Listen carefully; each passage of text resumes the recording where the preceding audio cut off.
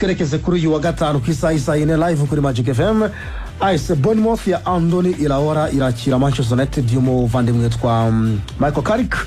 Andoni Iraola aganira n'itangazamakuru yatangaje ko akina uyu mukino adapte Taylor Adams y'umuvandimwe afite ikibazo cy'imvune nyuma yo kunganya ubusa ku busa na Burnley ngo yagize akabazo k'imvune rwose. Taylor Adams mediane ya Bournemouth iraza kuba yaganyegamo gato ntabwo arakina kuri uyu wa gatanu. Taylor Adams ariko impamvu nzanye iyi ngingo Samir nuko nawe ategura uyu mukino navuga Michael Carrick mu kigo cy'atangazamakuru yavuze amagambo atumye nibaza byinshi navuga nise Man U ihindutse Arsenal ati our set pieces are a team effort.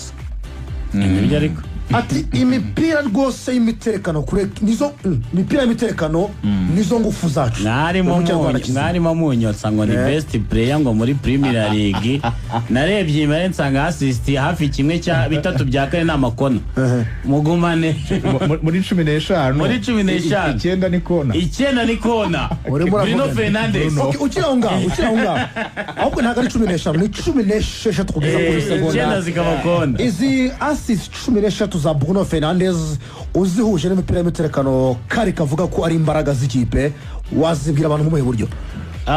Man United ni equipe ikina resulta kandi buri equipe ikina resulta ishaka uburyo bwari bwo bwose bwatuma ibona igitego kuko akenshi bayizeye neza cyane mu bijyanye no kugarira. Manchester akora ko ari equipe itojwe n'abatoza benshi kandi Carrick akaba atajya gushyiraho style y'imikinire no gukora animation n'amakohesion ndetse na chemistry kubakana ubwumvane hagati y'abakinnyi so parasiriki ibonye cyambere no kuba yakora byinshi cyane bitandukanye byo kunema mukinire ishobora kuba yateza ibibazo adversaire bahitamo kuguma gukoresha karite zoroshye bafite kandi bazi neza ko bashobora gukoresha. Icyambere bafite ingeragere 3 muri attaque yabo. Mateus Kunya arihuta uyu munyako d'Ivoire arihuta Adama Diwati Amadiaro ndetse no munyakameruni Tessadongo Morsu Brian Mbeumo nawe arihuta. Abo bakinyi batatu bihuta bakagira n'undi muntu w'umupaseri mwiza cyane Bruno Fernandes uzi gutanga imipira y'ama true pass ndetse no na Casemiro uzi gukuraho umupira kandi akawugeza ahantu ahanyaho. Barakureka ukabasanga mu kibuga cyabo wamara kuguma kuryoherwa no gukina umupira mu kibuga cyabo kuko bakora pressing bafite pressing machine yitwa uno mutaramu witwa Kobbie Mainoo. Akenshi wisanga wa utakaje ahita ukina mu mande bakirukanka bakaba bakubyazamo kona cyangwa se bakaba bagitsi bagutsinda igitego cya counter attack. Iyo bakubyajemo kona rero bafite abagabo barebare yaba Magwaya mwiza cyane mu kwita imipira yo mu kirere hakaba n'umuntu witwa Casemiro uzi gutsinda no mipira bakajya no n'umuntu uzi kuyitera neza witwa Bruno Fernandes cyangwa Mateus Kunya bitewe n'uwabo hari ubundi bakagutsinda muri iyo style. Impamvu ubona ko set pieces ari ikintu kiri kuba fasha cyane nuko atari equipe ikina. Buri equipe ikina ntabwo ikunda kubona amakona cyane kuko baba bakora tushe bubaka ahubwo akenshi usanga amagoro kick mwakimba bawuteye nabi ugiye ku ruhande nka rega ngoye nk'urugero kuri match ya Leverkusen Arsenal yasojishe cyambere idateye kona bari bayimye da ukuntu bigenda rero equipe yizi neza kiri buze gukoresha amahirwe iri bukubonemo nizo ko nizigushakamo bakaba gushota ku bushake bwabo. Manchester United rero muri no style y'imikino barimo barakina imipira y'imiterekano ni ikintu cy'ingenzi kuri bo cyane kuko nabirebye no mu mibare Casemiro n'umwe mu bakinnyi bamaze gutsinda ibitego byinshi. Urakoze cyane mu by'ukuri assist 16 kuri Bruno Fernandes Miguel eshanu amaze kuziha Casemiro eshatu yazihaye Benjamin Sesko ebyiri aziha witwa Mason Mount imwe ayiha Delight Dorguma Guaya Kunya Mbeumo n'uwitwa Joshua Zirkize ngizo assist 16 nabo amaze kuzamura rusange. Is assist kandi za Bruno Fernandes Miguel zimaze gutanga amanota 18 ku kipe yitwa Manchester United hano mu gihugu cy'Ubwongereza. Uyu muvandimwe yitwa Bruno Miguel uretse uyu mwaka y'imikino 2019 na 20 assist 7 2021 assist 12 21 na 22 assist 6 hanyuma 20 na kabiri 23 assist 8 23 assist zindi 8 24 assist 10 muri shampiyona ubu ngubu afite 16 hanyuma akabazo mfite kamwe Adela nta gushidikanya ko umukinnyi w'ingenzi kuri United ibyo avuga byose twashimye ibitego bya Mbeumo kunya n'abandi bose na Benjamin Sesko ariko ntabwo wakwirengagiza Bruno Fernandes mu buryo bw'ibitego ndetse na assist ariko ikibazo kiri kuri table nyinshi ari mu gihugu cy'Ubwongereza cyane cyane kuri Sky Sports barimo baribaza ese Bruno Fernandes Miguel birashoboka ko yaca agahigo Thierry Henry ndetse na Kevin De Bruyne batanze assist 20 muri shampiyona y'igihugu y'Ubwongereza umwaka umwe y'imikino birumvikana ko abura assist byibuze enye ya gatanu agakora record kugira ngo abikore byanze bikunze nta mukinnyi umwe ugira equipe kuko ni timu nyine n'ubufatanye birasaba iki kugira ngo assist Bruno Fernandes azikorera record muri so twatangiye tubiseka mu kanya gato tuvuga ngo muri 16 afite 9 n'imipira iteretse imipira y'imiterekano anyway niko bimeze nta kundi buriya nka Thierry ari we 20 afite zose ni mu mukino hagati ufunguye nta kona nta kufura zose ni open play. Kevin De Bruyne 20 afite 17 ni open play ni mu mukino hagati ufunguye. Mesut Ozil afite 19 14 zari open play. Now kuri match mbona zisigaye muri shampiyona nta kabuza Bruno Fernandes yazitanga kuko United iri muri forme iri mu bihe byiza irimo irakina rimwe mu cyumweru which is good kuri yo mu gihe amakipe arimo akina hafi hafi match ebyiri mu cyumweru cyangwa eshatu plutôt maze ubaza weekend imwe ukajya hagati muri weekend ugajya ushyiraho n'indi weekend ikurikira abari nka match nk'eshatu mu cyumweru. United iri gukina rimwe mu cyumweru abakinnyi baba bafite babaruhutse bihagije barimo baritegura match imwe ku yindi ukabona ko birimo birabafasha cyane. Ikindi United muri 2021 I mean muri 2026 kuva mu kwezi kwa mbere United ni ifite amanota menshi batonze urutonde rwo muri uno mwaka yabifite igikombe niyo arjane 21 ngira ngo na rimwe kabikurikiwe na Arsenal namufashe shampiyona ikava mu kwezi kwa mbere United yabiri ya mbere ikabi irimo ihatana na Arsenal ku gikombe.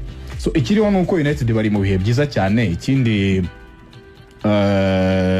Casemiro ari mu bihe byiza mu gutsinda imipira iteretse soane ko undi Bruno ni akomeza kubona iyo mipira iteretse akayitereka ku mutwe neza cyane wa Casemiro it's good. Benjamin Sesko umusore muremure cyane n'ubundi aracyari piyo mu gutsinda imipira iteretse kuri taye afite mu kirere. Abo bahari Maguire n'abasore barebare cyane soane ngo nibura muri bano barimo bagira United dangerous mu mipira yo mu kirere yaba Bruno ni muzima yaba nabo bakinnyi bose ni bazima. So mbona ko Bruno yabikora bijyanye na forme n'uburyo bahagaze mbona ko nta kabuza niba ari ahantu Michael Carrick nawe yatangiye kwitsa cyane abona ko ariho ingufu ze zishingiye bisobanuye ngo naho haraza kwa emphasizing aho cyane muri ino mikino isigaye ya shampiyona ushobora kubatwara. Bafite n'umutoza w'umunya Sweden ahari witwa Andreas ndumva ari yitwa Andreas ubatoza imipira iteretse.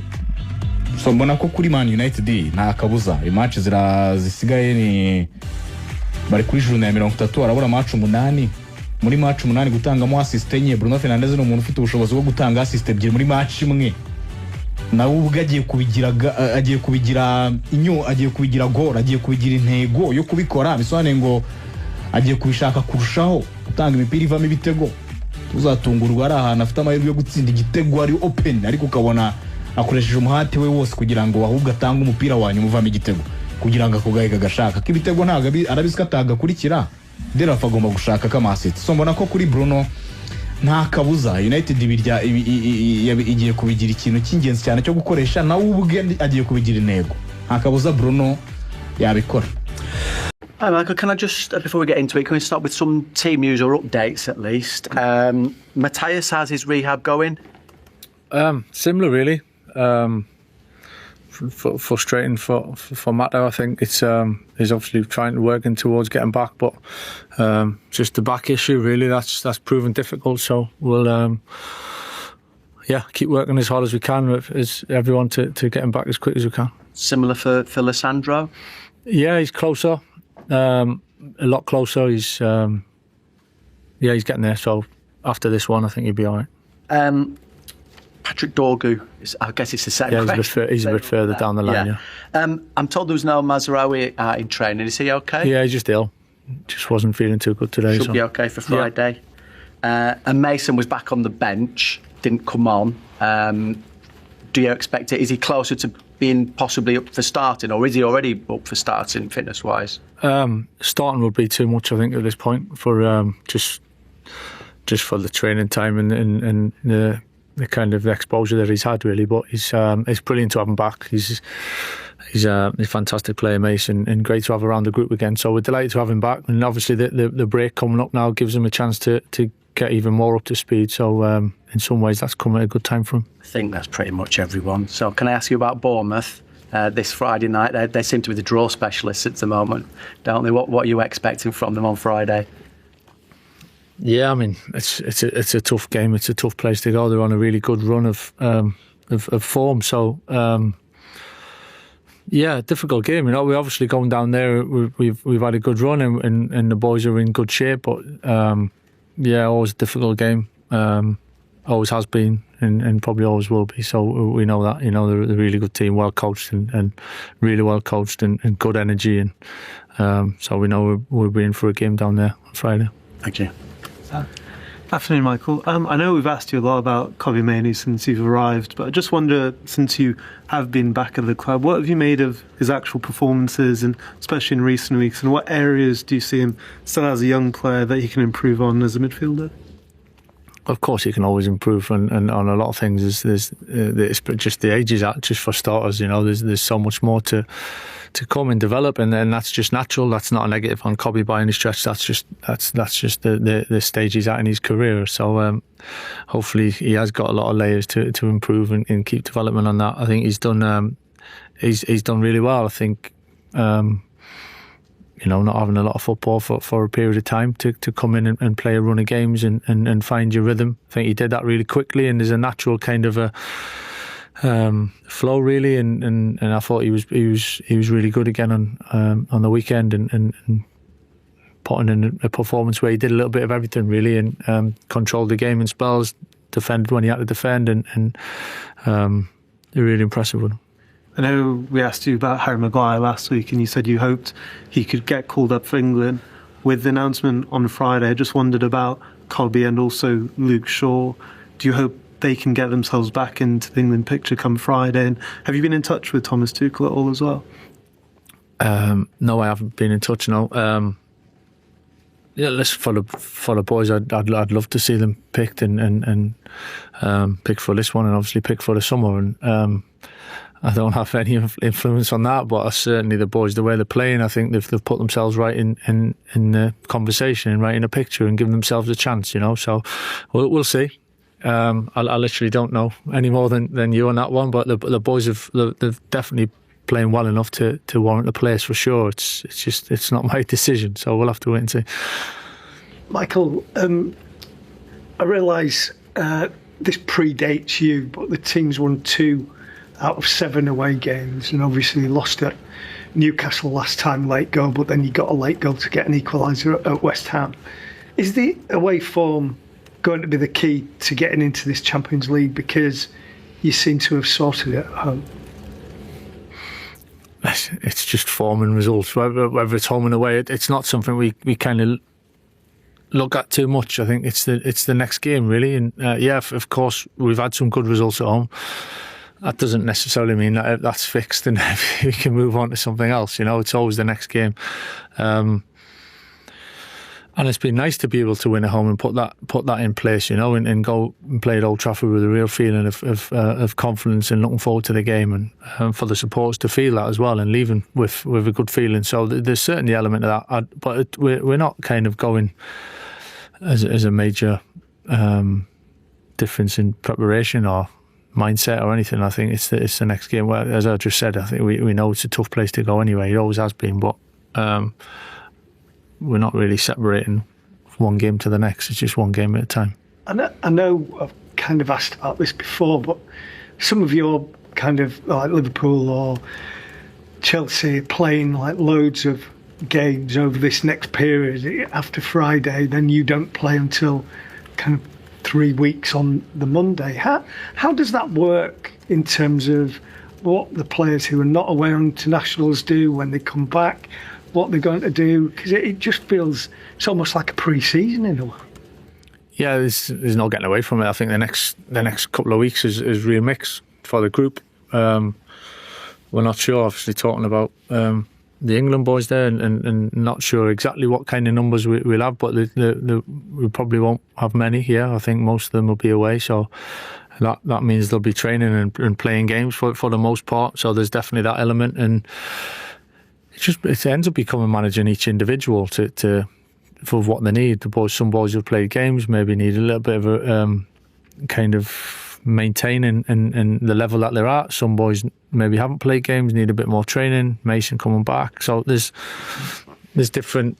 We got to be really flexible, to come out the back of it in good shape, and the boys will have a break in some way, but we're definitely mindful of it for sure, and it's a little bit unique in some ways, having the kind of the week after the internationals to kind of prepare for the next game. Normally it's a rush to get everyone back as quick as possible and get on with things quickly, but we've got a little bit more time this time.